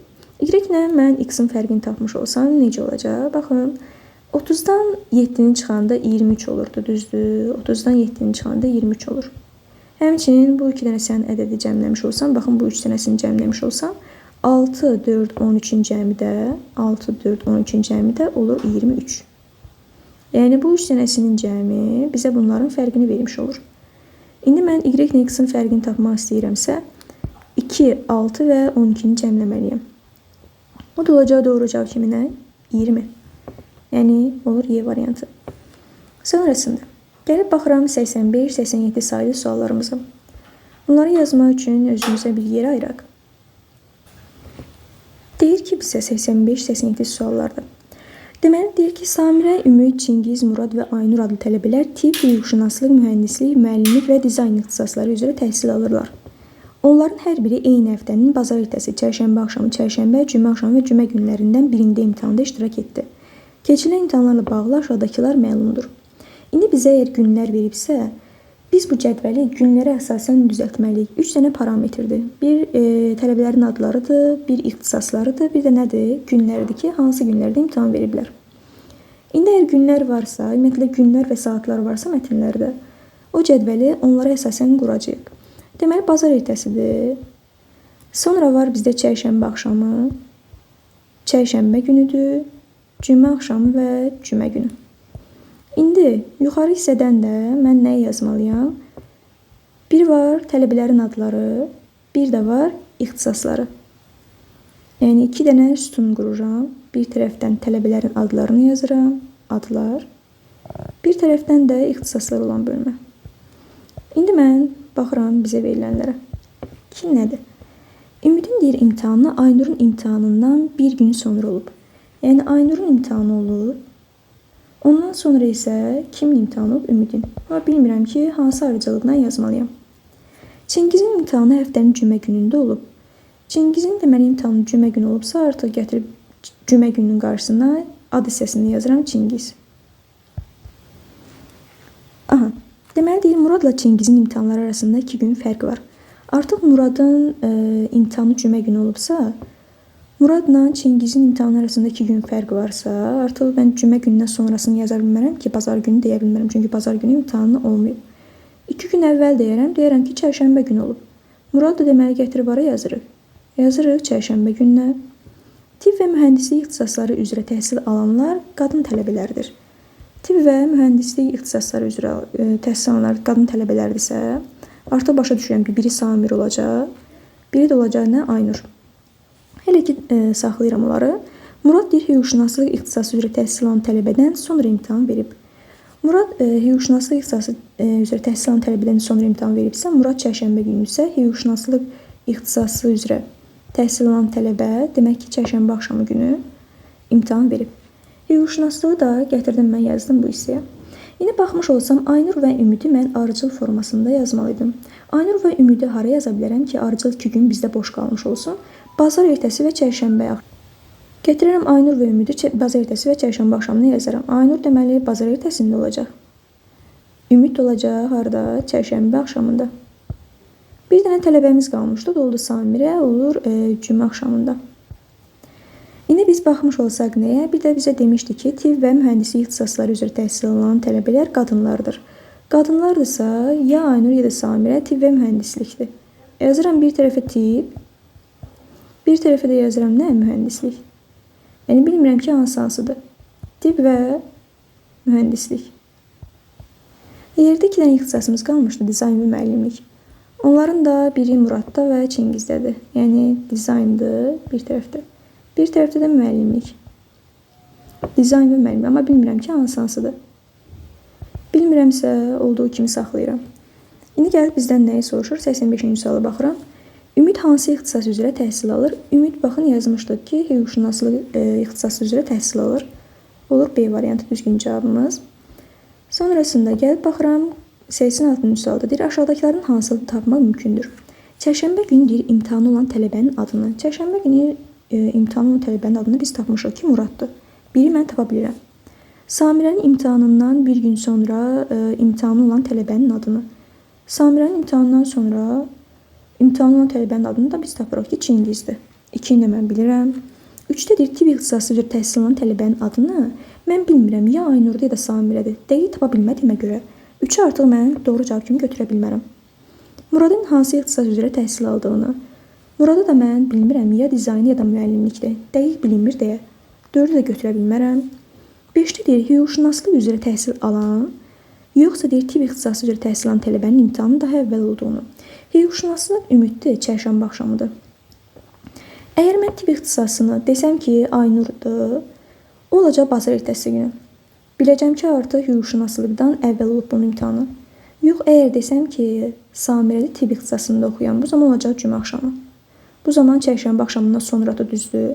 Yəni artıq bilmirəm ki, tibb ixtisası üzrə təhsil alan tələbə çərşənbə axşamından əvvəl olub, yoxsa sonra olub. Bunu mən dəqiq deyə bilmirəm. Ona görə 5-i götürmərəm. 6-da isə hüquqşünaslıq üzrə təhsil alan, yoxsa müəllimlik ixtisası üzrə təhsil alan tələbənin imtahanı daha əvvəl olduğunu. Baxın, hüquqşünaslıq çərşənbə axşamı idi, çərşənbə axşamı. Müəllimlik ixtisası üzrə təhsil alanda ya çərşənbə günü olacaq, ya da cümə axşamı günü olacaq. Həqiqətən də burada sən deyə bilərsən ki, müəllimlik ixtisası üzrə təhsil alan tələbə hüquq təhsil alan tələbədən sonra imtahan verəcək.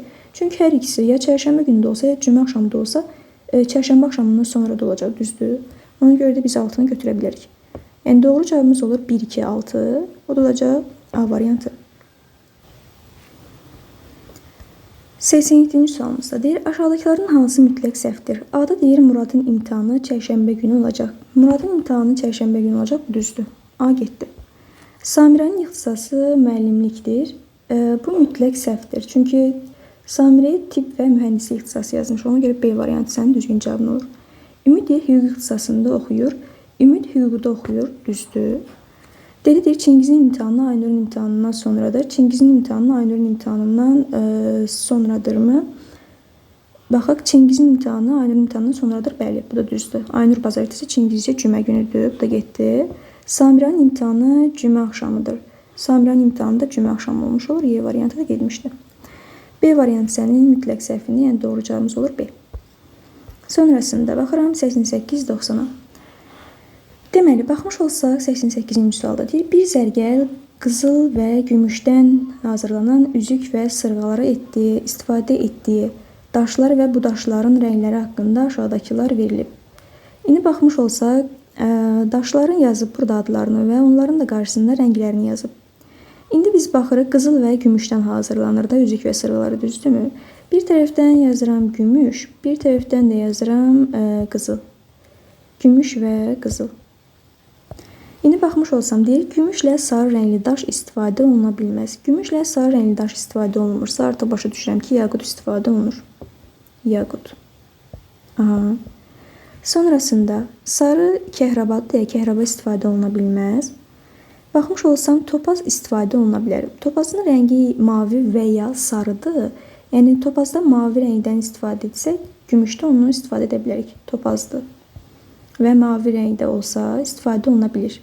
Yəni, bunu mən işarələyirəm ki, mavi olsa istifadə olunacaq, sarı olsa istifadə olunmayacaq. Sonrasında, baxmış olsaq, akikdə deməli, sarı rəngi yoxdursa, onu da mən istifadə edə bilərəm gümüşdə. Aha. Sonrasında, mərcanda deməli, qırmızı rəngdir. Bunda da istifadə olunar, mərcan. Bir də istifadə olunar nə? Zümrüd daşı. Zümrüd. Bunu da gətirdim, yazdım. Sonrasında baxıram qızıla. Qızılla yalnız sarı rəngli daşlar və ya yaqut istifadə oluna bilir. Qızılla yalnız sarı rəngli daşlar və ya yaqut istifadə olunursa, burada yaqut yazıram. Bir də sarı rəngli daşlar istifadə olunursa, deməli kəhraba istifadə olunar. Bir də istifadə olunar sarı rəngli topazdan istifadə olunursa, topaz da istifadə edə bilərik. Bunu da mən işarələyirəm ki, əgər sarı rəngdən istifadə edəcəksə, topazı mən götürərəm. Yox, əgər topaz mavi rəngdə olacaqsa, istifadə edə bilmərəm. İndi bunları yazdıq. Sonra nə deyir? Yaqut, kəhraba və yaşıl daşlar sadəcə sırğada. Yaqut deməli sadəcə sırğadadırsa, gətirib yazıram qarşısına sırğa. Bu da sırğadır. Həmçinin kəhraba da sırğada istifadə olunursa, gətirib sırğa yazıram. Bir də baxmış olsaq nəyə? Kəhrabanı da yazdıq. Ondan sonra yaşıl daşlar da sadəcə sırğada istifadə olunursa, yaşıl daşlar, akik əgər yaşıl olacaqsa, yaşıldan götürəcəksə, burada mən sırğadan istifadə edirəm. Bir də yaşıl daşımız zümrüd idi. Yəni zümrüd də yaşıl daşda istifadə olunur. Yəni sırğada istifadə olunur. Aha. Qalan deyir daşları isə həm üzük, həm də sırğada istifadə olunacaq. Məsələn, topazdır, həm sırğa, həm də ki üzükdə istifadə olunur. Bir də baxmış olsam, akikdə qırmızı və ya narıncı daşlar da var axı. Yəni burada həm sırğa, həm də üzükdən istifadə olunur. Mərcana da baxmış olsaq qırmızıdır. Yəni burada da həmçinin sırğa və üzükdən istifadə olunur. Topazda da baxmış olsaq mavi və ya sarıdır. Burada demək ki, həm sırğa, həm də üzükdən istifadə olunacaq. İndi bunlara əsasən baxırıq nəyə? 88-ci sualda aşağıdakilərdən hansı istifadə oluna bilməz? Topaz qaşlı qızıl üzük.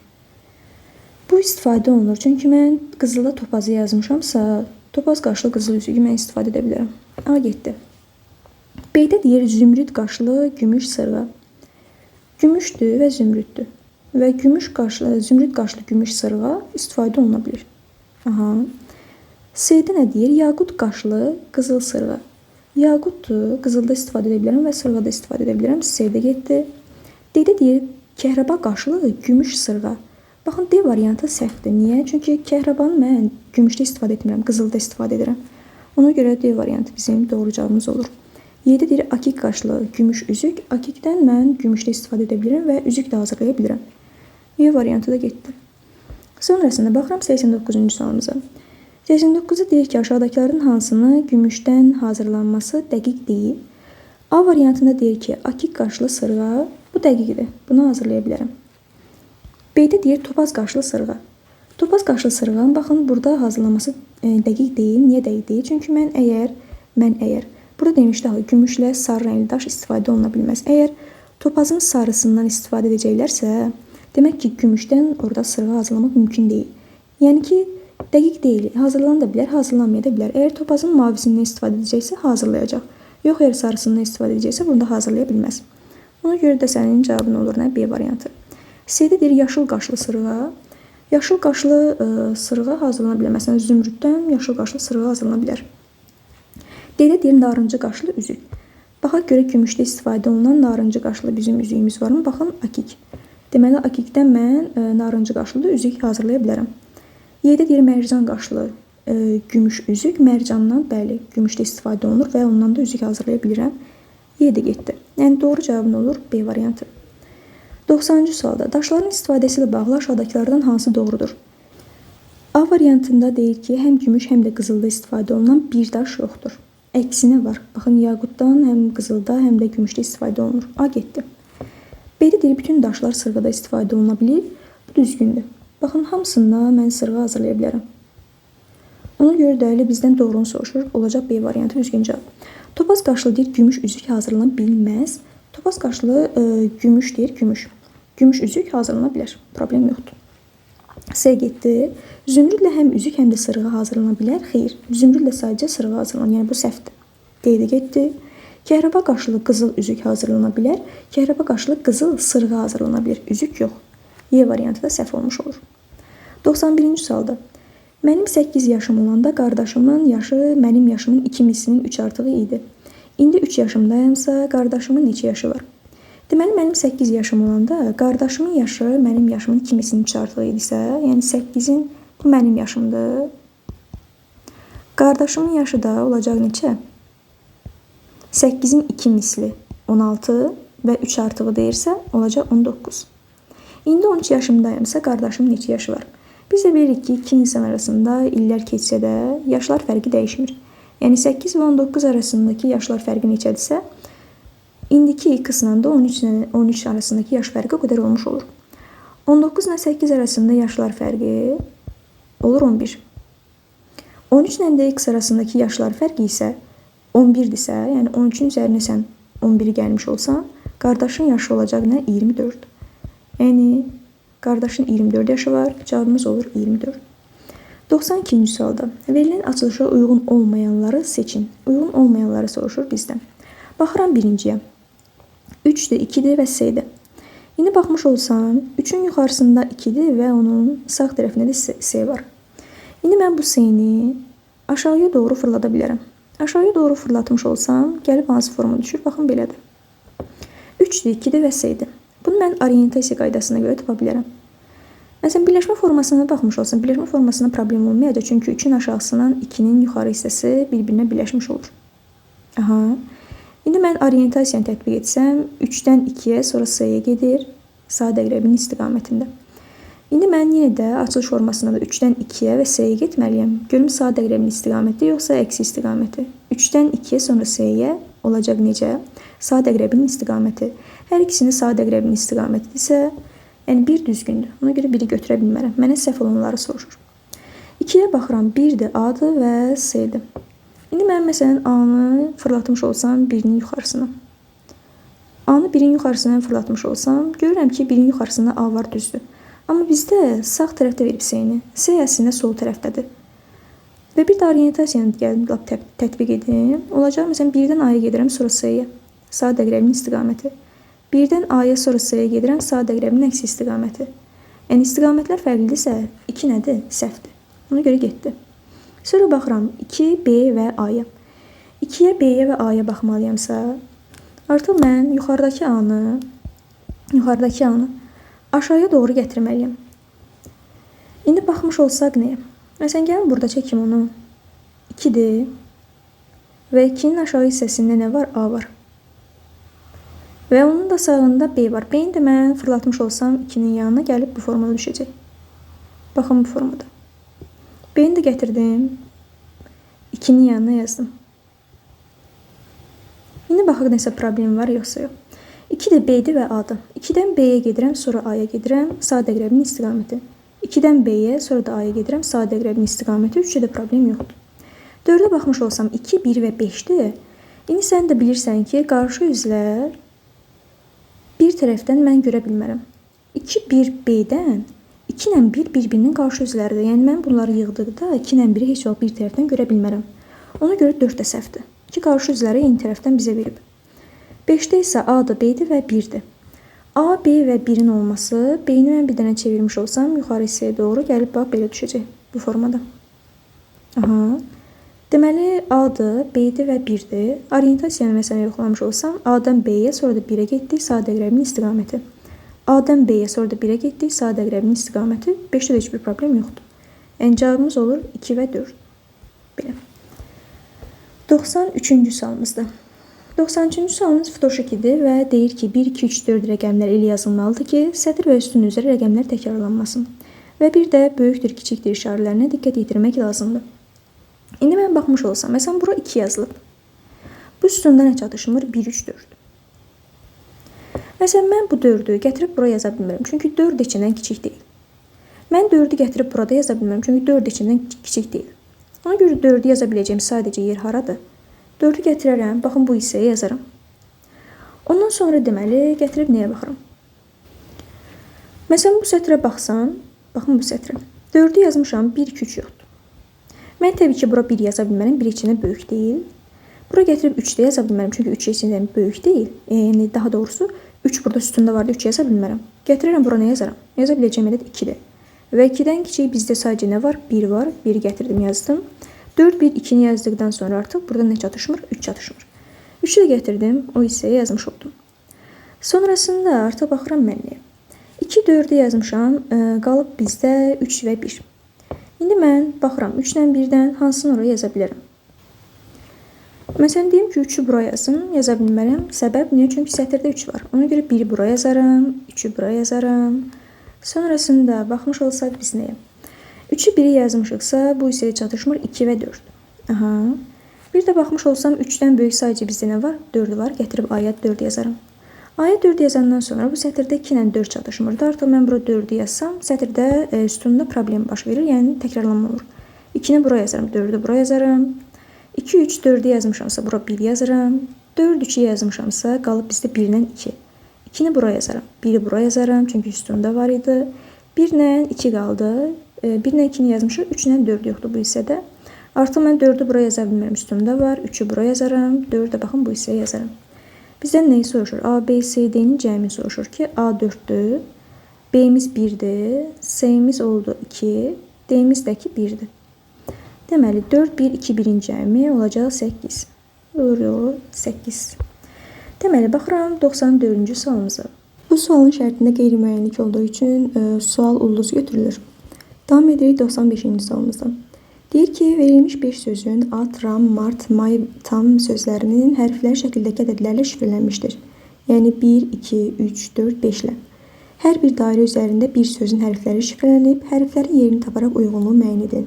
İndi biz baxmış olsaq Venn diaqramına, buradakı diaqramların hərəsi bir sözə aiddir. Yəni biri at sözünündür, biri ram, biri mart, biri may, biri tam sözünündür. Və bizdən soruşur ki, 1 hansı hərfdir, 2 hansı hərfdir, 3 hansı hərfdir.